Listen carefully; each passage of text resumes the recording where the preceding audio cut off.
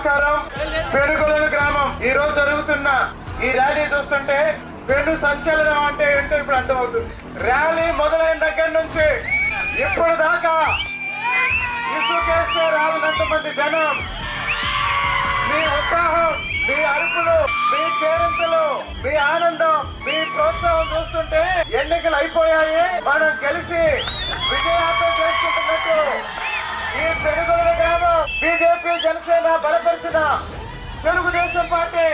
తిరువూరు శాసనసభ అభ్యర్థిగా మొదటిసారి మన గ్రామానికి వచ్చిన నాకు ఎంత అపూర్వ స్వాగతం పలికిన పెనుగొలను గ్రామం ప్రజలందరికీ, తెలుగుదేశం పార్టీ కార్యకర్తలకి, నాయకులు